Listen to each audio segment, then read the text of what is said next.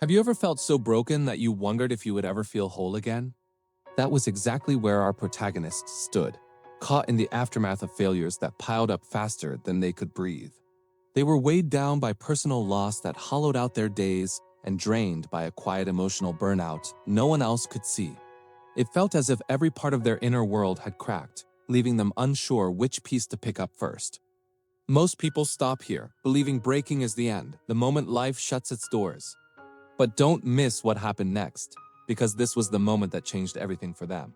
And it began with a single unexpected meeting that morning. It was a cold morning, the kind where the air felt sharp enough to remind you you're still alive, even when your heart feels numb. The city moved with its usual rhythm, cars rushing past, vendors opening their stalls, and distant laughter echoing from somewhere they couldn't quite place. Everything around them kept going, vibrant and full, while inside they felt frozen, stuck in a heaviness no one else seemed to notice. People brushed by on the sidewalk, talking, smiling, living, yet they felt like a silent ghost drifting through their own life. That contrast, that invisible loneliness, made the world feel even colder. And it was in this quiet, aching stillness that they crossed paths with someone who would shift everything. The past few weeks had been a blur of sleepless nights. Each one spent staring at the ceiling while their thoughts ran in exhausting circles. Every worry felt louder in the dark, mistakes at work they couldn't undo, conversations with loved ones that ended in tension, and a quiet grief that sat heavy in their chest like a stone they couldn't move. They felt cracked from the inside, as if life had pressed too hard for too long. Friends seemed to be moving forward, finding success, finding peace, while they felt left behind, stuck in the same painful loop. The weight on their chest made every breath feel like effort, and the heaviness in their mind whispered that maybe they would never recover from all of this. Most people never understand what their breaking point is trying to teach them, but this character is about to. Trying to escape the noise in their head, they wandered into a small park and sank onto an empty bench. Instead of finding comfort, the stillness made everything sharper, every emotion louder, until they didn't notice the quiet figure who had been watching them with gentle curiosity. An older person, with kind eyes that seemed to have seen a lifetime of stories, sat at the other end of the bench. They didn't speak at first, just sat there, sharing the silence. Then, without looking over, they spoke in a calm, steady voice. Sometimes the quietest places are the loudest, aren't they? Our protagonist was startled, pulled from the storm in their mind. They looked at the stranger, who was now holding a small, weathered wooden bird, turning it over in their hands. They simply nodded, unable to find their voice. The old person continued, "I come here when the world feels too heavy. This little bird reminds me of something." They held it out. It was broken once, fell from a shelf, shattered into a dozen pieces. The bird was beautiful, but faint lines crisscrossed its surface, testament to its past damage. "I almost threw it away. It seemed easier than trying to fix it." This resonated deeply. Throwing it away, giving up, that's exactly what it felt like. "But then," the old person went on, "I started picking up the pieces. It was tedious. Some were so small I almost missed them.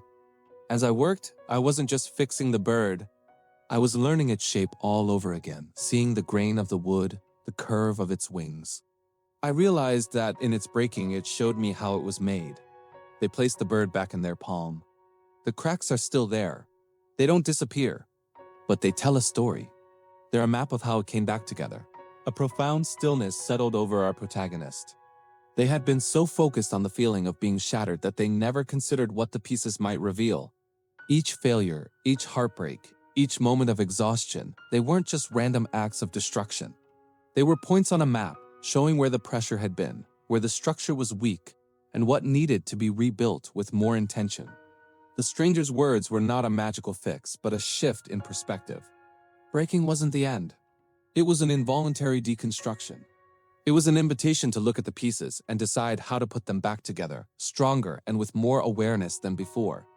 They looked at their own hands, imagining the invisible fragments of their life, of their confidence, their hope, their joy. They had been so desperate to glue everything back to how it was, to pretend the cracks weren't there. But what if that wasn't the point? What if the goal wasn't to erase the damage, but to integrate it? To rebuild in a way that acknowledges the breaks and makes them part of the new whole? The old person must have sensed the shift. "We are not meant to be perfect," they said gently. We are meant to be whole, and sometimes we must break to find all of our pieces. That simple idea landed with incredible force. For weeks, they had been running from the pain, trying to outrun the feeling of being broken. But the stranger offered a different path, to sit with the pieces, to study them, to understand why they broke. This wasn't about dwelling on the past, but about learning from it. It was about seeing the cracks not as flaws, but as evidence of survival. Each crack represented a pressure point they had endured, a weight they had carried.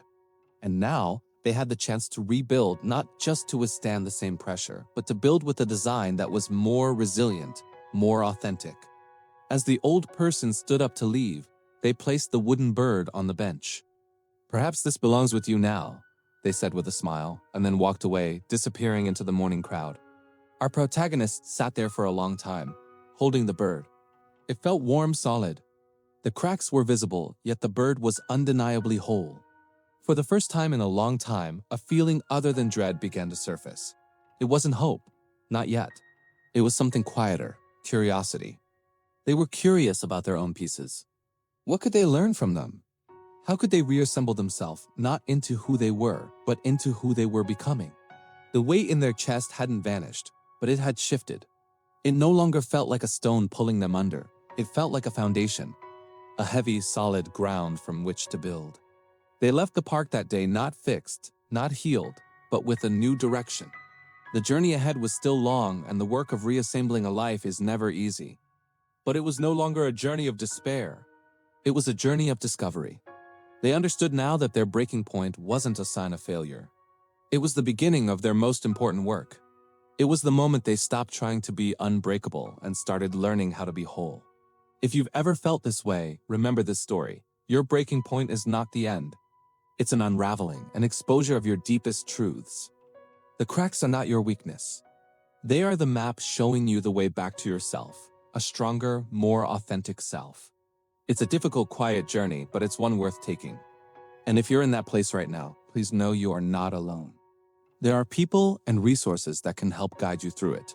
Reaching out is a sign of incredible strength. Thank you so much for watching.